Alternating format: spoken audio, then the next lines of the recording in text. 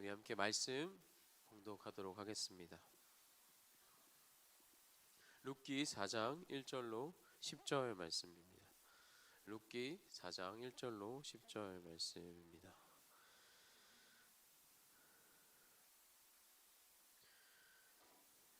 룻기 4장 1절로 10절 말씀 우리 다 찾으신 줄로 알고 교독으로 저부터 봉독하도록 하겠습니다. 보아스가 성문으로 올라가서 거기 앉아 있더니 마침 보아스가 말하던 기업 물을 자가 지나가는지라. 보아스가 그에게 이르되 아무개여 이리로 와서 앉으라 하니 그가 와서 앉으매 보아스가 그 성읍 장로 10명을 청하여 이르되 당신들은 여기 앉으라 하니 그들이 앉으매 보아스가 그 기업 물을 자에게 이르되 모압 지방에서 돌아온 나오미가 우리 형제 엘리멜렉의 소유지를 팔려 함으로 내가 여기 앉은 가들과 이 백성의 장로들 앞에서 그것을 사라고 내게 말하여 알게 하려 하였노라. 만일 내가 물으려면 물으려니와 만일 내가 물으지 아니하려거든 내게 구하여 알게 하란. 내 다음은 나요 그 외에는 물을 자가 없느니라 하니 그가 이르되 내가 물으리라 하는지라. 보아스가 이르되 네가 나오미의 손에서 그 밭을 사는 날에 곧 죽은 자의 아내 모압 여인 르색에서 사서 그 죽은 자의 기업을 그의 이름으로 세워야 할지니라 하니 그 기업 물을 자가 이르되 나는 내 기업에 손해가 있을까 하여 나를 위하여 물으지 못하노니 내가 물을 것을 내게 물으라. 나는 물으지 못하겠노라 하는지라. 옛적 이스라엘 중에는 모든 것을 물으거나 교환하는 일을 확정하기 위하여 사람이 그의 신을 벗어 그의 이웃에게 주더니 이것이 이스라엘 중에 증명하는 전례가 된지라. 이에 그 기업 물을 자가 보아스에게 이르되 내가 너를 위하여 사라 하고 그의 신을 벗는지라. 보아스가 장로들과 모든 백성에게 이르되 내가 엘리멜렉과 기련과 말론에게 있던 모든 것을 나오미의 손에서 산 일에 너희가 오늘 증인이 되었고 또 말론의 아내 모압 여인 룻을 사서 나의 아내로 맞이하고 그 죽은 자의 기업을 그의 이름으로 세워 그의 이름이 그의 형제 중과 그 곧 성문에서 끊어지지 아니하게 함을 너희가 오늘 증인이 되었느니라 하니. 아멘. 아멘. 네. 1956년 짐 엘리엇 선교사와 그 일행의 순교 사건을 여러분들은 한 번쯤은 들어보셨을 것입니다. 짐 엘리엇이라는 사람은 명문대에 들어갔고 레슬링 챔피언이었고 대학을 수석 졸업했습니다. 아주 대단한 사람이죠. 그 사람이 아우카라는 부족에게 복음을 전하기 위해서 친구들과 선교팀을 꾸려서 함께 떠나게 됩니다. 미국의 언론들은 이 부족의 호전성에 대해서 잘 알면서도 떠난 이들의 모습을 보고 불필요한 낭비다라고 말했습니다. 무엇 때문에 이렇게 젊고 또 유망한 청년들이 개죽음을 당해야 하는가라고 말이죠. 이것이 정말 낭비인지. 우리는 이러한 이야기들을 우리 주변에서도 우리가 신앙생활을 하면서 많이 볼 수 있습니다. 먼저 저를 예로 들자면 저희 어머니 아버지, 저희 아버지는 제가 태어난 이후 그 전부터였겠지만 목회를 마치실 때까지 돌아가시는 날까지 교회에서 주무셨습니다. 교회에서 계속 주무셨어요. 뭐 새벽 예배 때문에도 그렇고 그냥 교회에 있어야 된다라는 말씀으로 계속 교회에 계셨어요. 제가 늦둥이거든요. 네, 늦둥인데 저희 아버지는 저랑 시간을 잘 보내시지 않으셨어요. 늘 교회만 계시느라. 그리고 저희 어머니도 70세까지 목회하실 때 그 해까지도 저희 모교회는 차운행이 있었거든요. 저희 어머니는 연수동에서 검단까지 새벽 예배 차운행을 하셨었습니다. 그래서 많은 분들이 주변에 있는 목사님들이 동기 목사님들이 그러지 않아도 된다라고 이야기하셨어요. 그것은 너무 멍청한 짓이다. 바보같이 하고 있다라는 이야기들을 많이 하셨습니다. 그리고 여러분들이 신앙생활을 하면서 여러분들도 그런 이야기들을 많이 들으셨을 거예요. 여기 앉아있는 청년들에게 금요일에 그 불금, 그 신나고 재미난 것들이 넘쳐있는, 그렇죠? 네, 그 넘쳐있는 금요일에 교회에 와서 예배를 드리는 너는 참 바보 같고 어리석다 라는 이야기들을 들은 청년들도 있을 것이고, 주말마다 교회에 나와서 주일 준비를 하고 식사 준비를 하고 교회에 각자 각지 각처소에 필요한 어떠한 준비들을 하기 위해 애쓰시는 사역자분들이나 우리 성도님들을 보며 주변에 그들을 사랑하는 이들이 안타까운 마음으로 왜 굳이 그렇게 해야 되느냐라고 말하는 것들을 들어보셨을 것입니다. 정말로 이러한 모습들이 정말로 낭비이고 정말로 바보인가? 오늘 우리는 이 본문 말씀을 통해 이 본문 말씀에 나오는 보아스를 통해 이 질문에 대한 답을 찾아보고자 합니다. 지난달에 제가 금요 철야 때 설교를 했을 때 이 전 본문을 가지고 설교를 했었습니다. 지난달에 우리가 했을 때 3장 하반절에 보면 룻기 3장 하반절에 보면 룻이라는 여인이 보아스를 찾아가서 노골적으로 청혼하는 장면을 보았습니다. 율법과 고엘 제도, 기업 무르는 자라는 제도를 근거로 청혼하는 룻을 향해 보아스는 기뻐했죠. 그런데 나보다 우선순위에 있는 기업 물을 권리가 있는 사람이 있다. 그 사람을 만나봐야 된다라고 이야기했던 것을 기억하실 겁니다.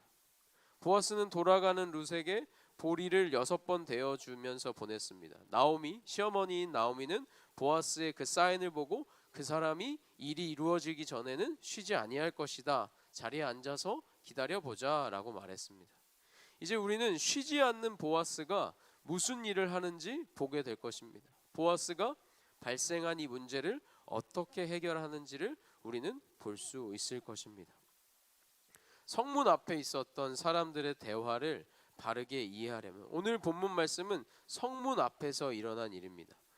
이 성문 앞에 있었던 사람들의 대화를 바르게 이해하려면 먼저 성문 앞에라는 장소가 주는 의미와 그들 대화의 중심이 되는 기업 무르는 제도, 기업 무르는 것이 무엇인지를 알고 있어야만 합니다.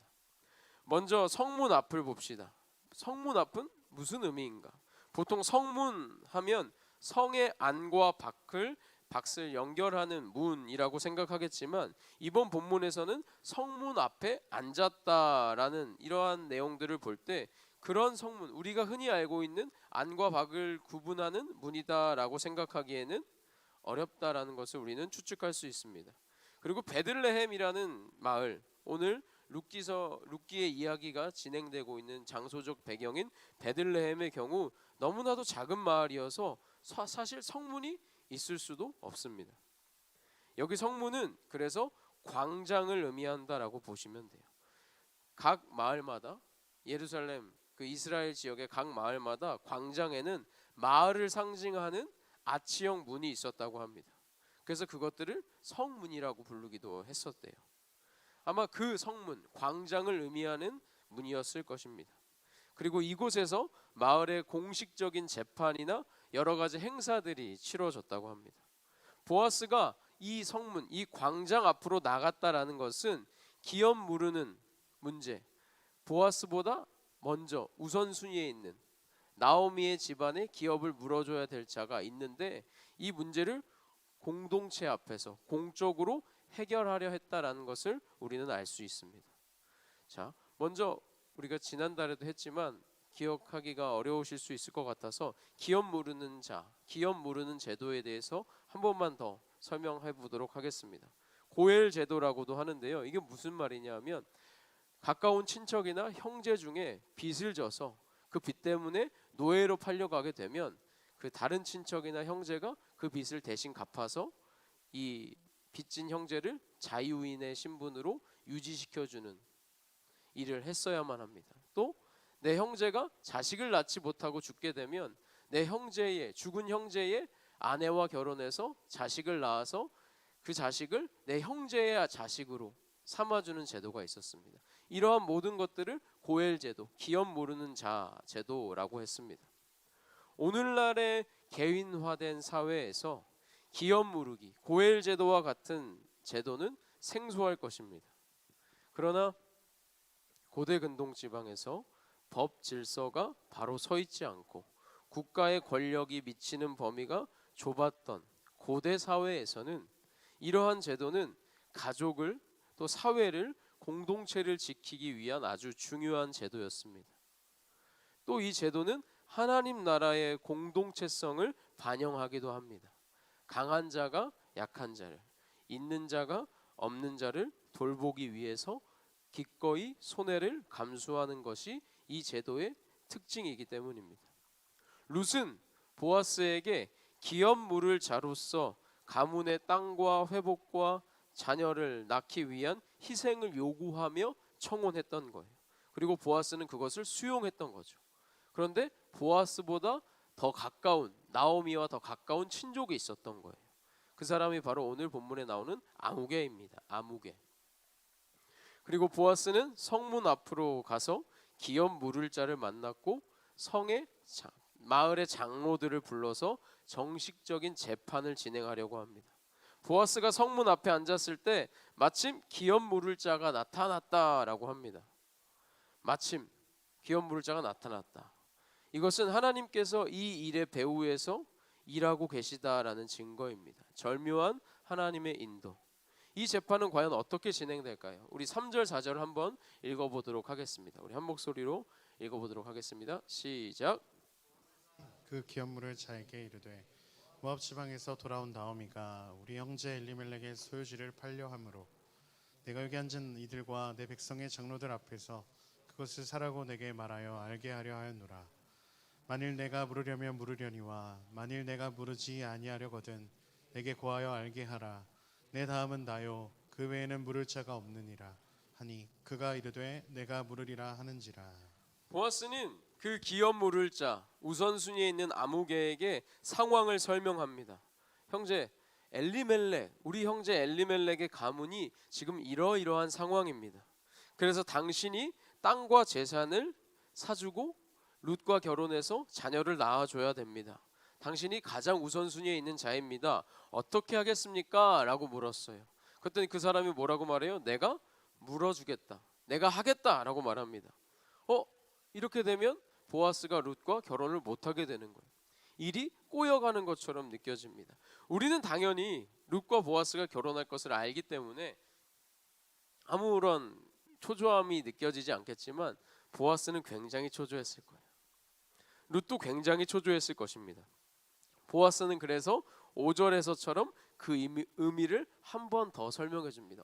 물을 거야? 근데 물으면 어떻게 되냐면 하면서 5절처럼 이야기하는 겁니다. 한 번 더 5절을 읽어보도록 하겠습니다. 시작.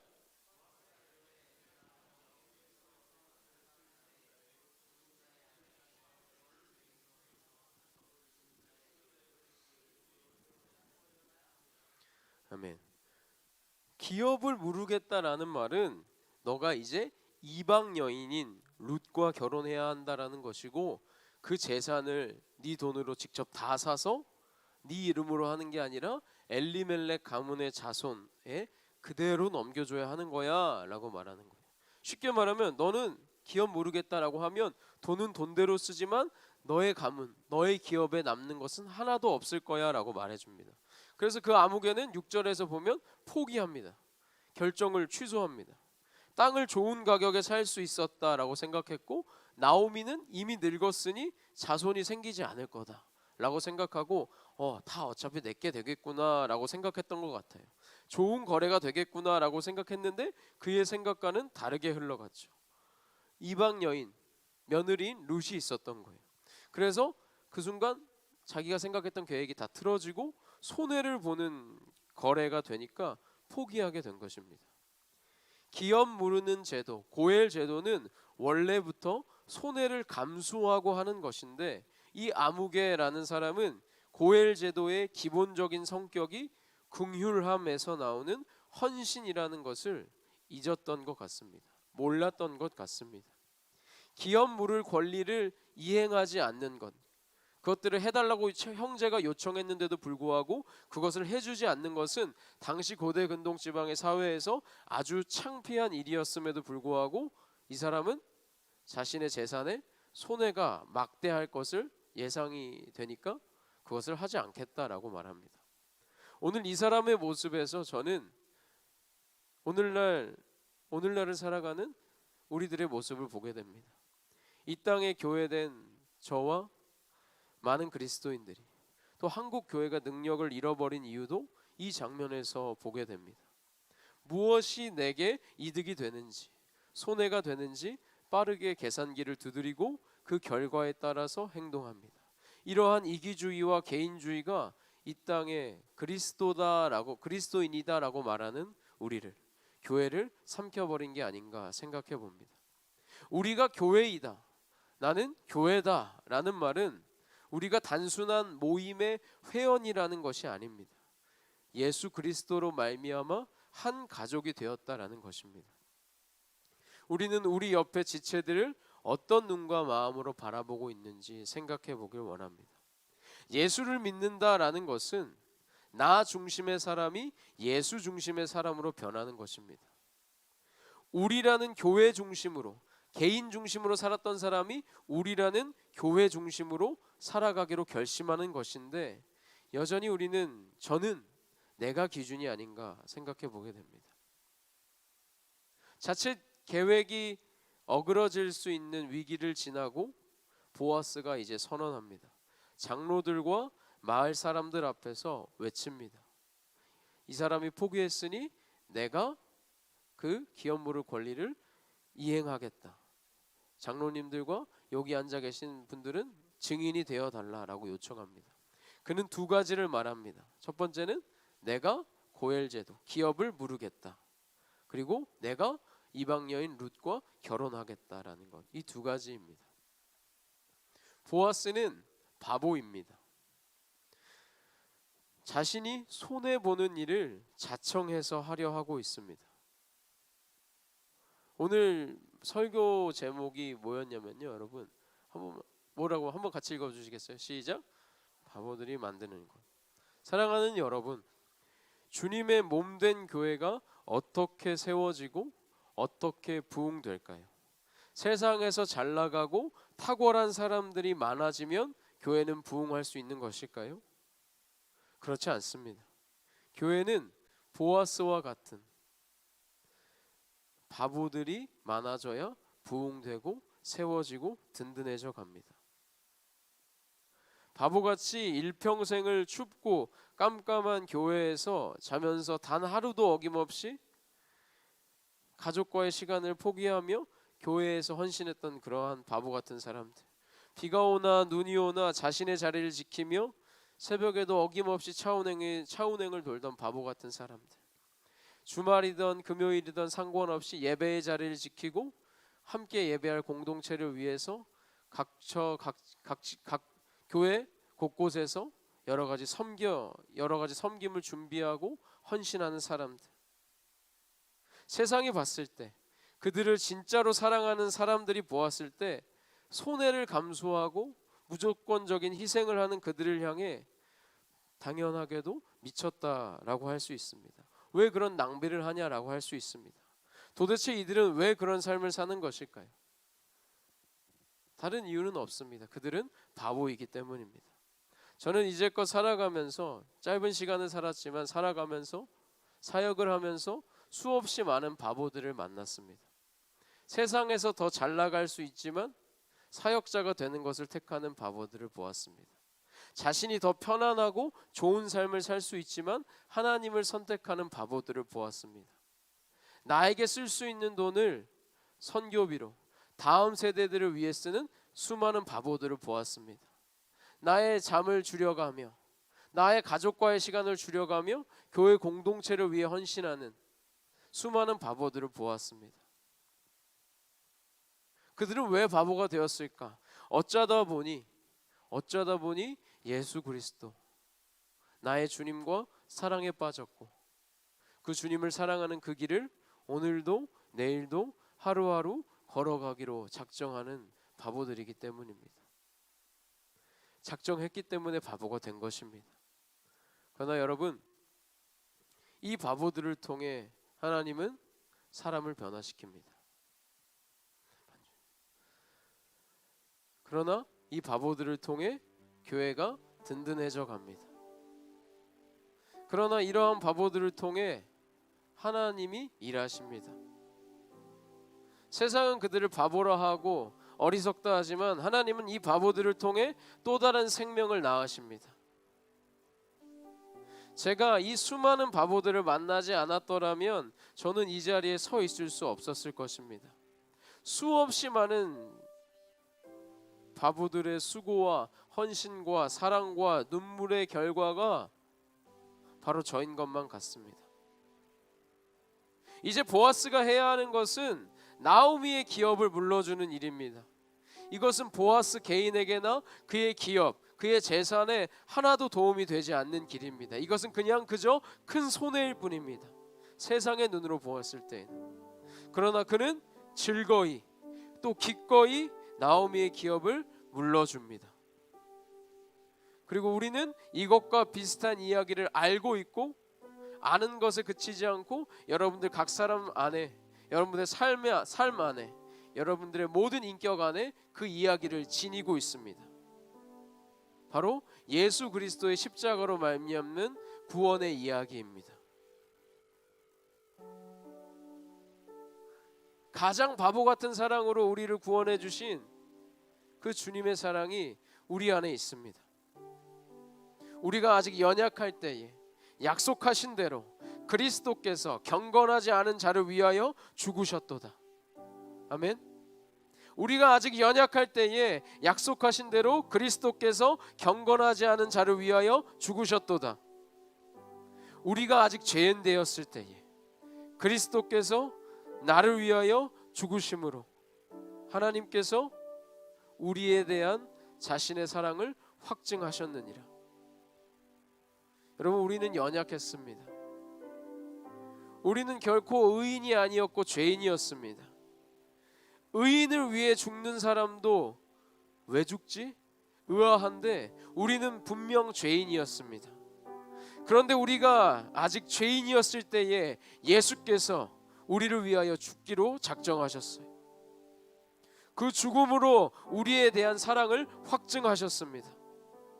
우리는 아무런 힘도 없었습니다. 허물과 죄로 죽었던 자이기 때문에 아무것도 할 수 없었지만 그럴 의무가 없으신 하나님께서 저와 여러분, 우리를 위하여 죽어주셨습니다. 하나님 도대체 왜 그런 일을 하셨어요? 왜 그런 바보 같은 일을 하셨습니까? 라고 물어봐도 하나님은 아무런 대답도 하지 않으시고 이렇게만 말씀하실 거예요. 내가 너를 사랑한다고. 사랑하는 여러분, 사랑하는 낮은숲교회 성도 여러분, 우리는 본성이 이기적인 사람들입니다. 나만 알고 나만 편하면 끝인 사람들입니다. 그러나 예수 그리스도의 피가 저를 계속해서 날마다 바꿔갑니다. 예수 그리스도가 날마다 제 삶에 개입해서 나를 그렇게 살지 않도록, 내 본성대로 살지 않도록 힘을 주십니다. 그분의 희생과 그분의 사랑이 자꾸 마음에 새겨져서 내가 그분을 알기 전처럼 도저히 살지 못하게 잡아주십니다. 주님은 말로만 사랑하지 않으셨습니다. 일부가 아닌 전부를 주셨습니다. 그 전부를 받고 그 사랑을 알게 된 자들은 이전과 동일할 수 없습니다. 이전과 동일할 수 없습니다. 이전과 동일할 수 없습니다. 그 바보 예수를 쫓아 작은 바보들로 이 세상을 살아가게 되는 것입니다. 말씀 초반에 말씀드렸던 짐 엘리엇과 그 친구들의 마지막 이야기를 전하며 말씀을 마치도록 하겠습니다. 그들이 순교하고 36년이 지난 후에 그 지역 마을에서 신약 성경 봉헌 예배가 드려졌습니다. 그 부족의 언어로 된 신약 성경을 원주민들이 읽어 내려갔어요. 그리고 그 성경 낭독을 다 마친 후에 그 부족 기독교 지도자 중 3명이 나와서 고백합니다. 내가 36년 전에 그 5명의 선교사를 살해했던 사람들 중에 하나라고. 그 5명의 선교사들이 죽을 때 우리는 그들을 통해 살아계신 하나님을 보았다라고 고백합니다. 그들은 예수 그리스도를 영접했습니다. 그렇게 그 땅에는 복음이 심어졌고 교회가 세워졌으며 그들의 언어로 성경이 번역되어 지금도 다음 세대 다음 세대 다음 세대에게 읽혀지고 있습니다. 주님의 말씀이. 이제 다시 한번 묻겠습니다. 그들의 희생이 정말로 불필요한 낭비였을까요? 짐 엘리엇의 일기 한 모퉁이에 여러분들 잘 아시겠지만 이런 글귀가 적혀 있었습니다. 영원한 것을 얻기 위해 영원하지 않는 것을 포기하는 사람은 멍청한 사람이 아니다. 여러분, 교회가 다시 살아날 수 있을까요? 한국 교회가 다시 부흥할 수 있을까요? 우리가 다시 회복될 수 있을까요? 무너져 내린 것만 같은 나의 가정과 이 시대와 사회와 내 삶이 다시 일어설 수 있을까요? 회복될 수 있을까요?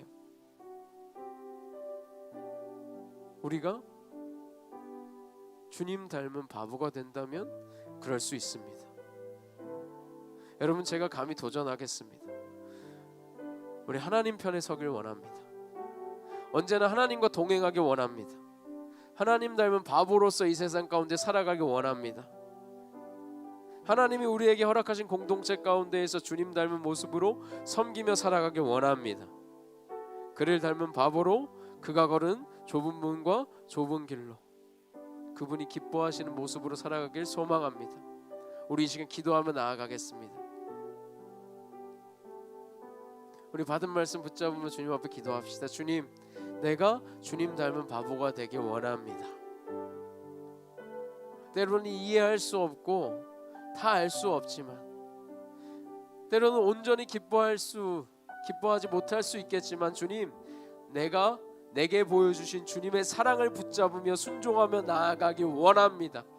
주님, 내 삶 가운데 내 마음 가운데 역사해 주셔서 내가 주님 닮은 모습으로 이 땅 가운데 살아갈 수 있도록 말씀하여 주고 힘 주시옵소서라고 우리 주님 앞에 주님의 이름 한번 부르짖고 기도하며 나아가겠습니다. 기도합시다.